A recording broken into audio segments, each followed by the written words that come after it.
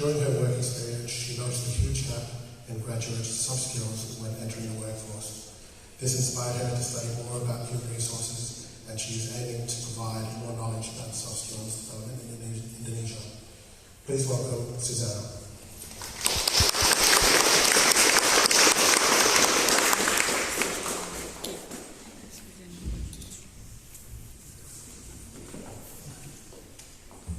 Thank you, Michael, for such a beautiful introduction, and I hope everyone can see me right here. Right.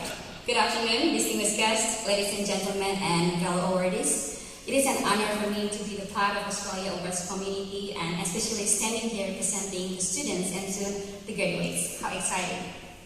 I would like to take you back to the beginning of 2020, when I first arrived at the land down under. Just before the global pandemic hit, we are the lucky batch. I was just a curious little lady who finally met her way to travel across the Indian Ocean. Australia is the first foreign country I ever visited. That is why everything here is new for me. I still remember the first morning I woke up in Perth. 5 a.m. is already shining bright. Walking through the greens and smelling every single leaf that I passed by, trying to figure out what kind of plant is this. Or when I spent almost an hour figuring out how to turn off the stove in the kitchen. My husband right there would remember this moment.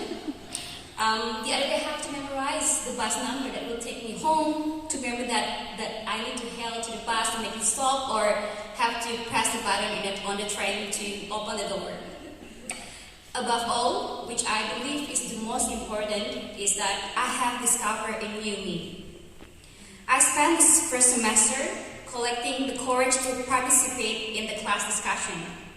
Sitting in a classroom full of international and local students, speaking fluent English makes my heart beat 2 times faster every time I want to speak up my opinion after raising up my shaky hands.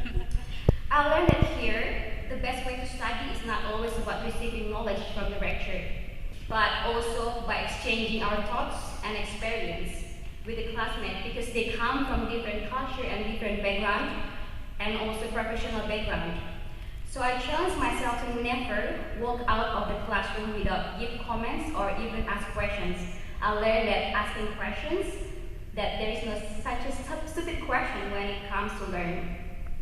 I never regret that decision, including when I mispronounce a word. So one day, instead of saying employees' motivation needs a boost, I say in front of 50 students, employees' motivation needs a boost. I hope I still pronounce it right this time. Well, it also works. Sometimes. So the small decision has brought me to do networking beyond the classroom. From the casual conversation with a classmate, I built a connection that led me to an opportunity for an internship at UWA MBA career.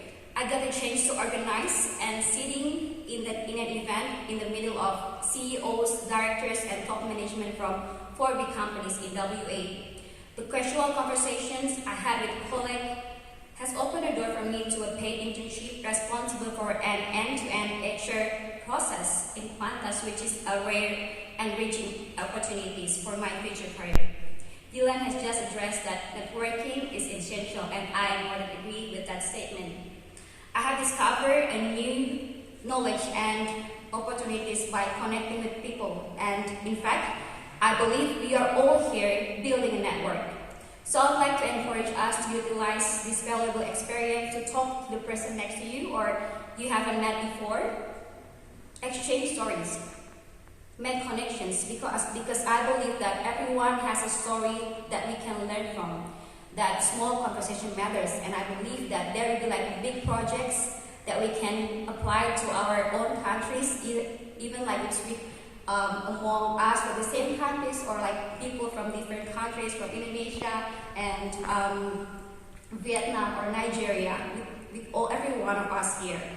Therefore, I would like to thank the Department of Foreign Affairs and Trade for such a valuable and life-changing experience you have granted us. We will bring all the knowledge and life lessons to our home country and look forward for a better change. Finally, without neglecting that this year has come to an end, and for some of us, this will be the conclusion for our study in Australia. I would like to thank myself and everyone, the fellow awardees, for making it this far. Thank you for being resilient in the middle of the pandemic. Thank you for striving your best while being apart from family and the loved ones for the whole 2 years. Thank you for keeping on running though you've fallen 1,000 times. All the tears, sweats, and maybe the mental breakdown has now paid off. We are a couple weeks away from the embrace of our loved ones. We are almost home. Congratulations, and here's to the new adventure of life. Thank you.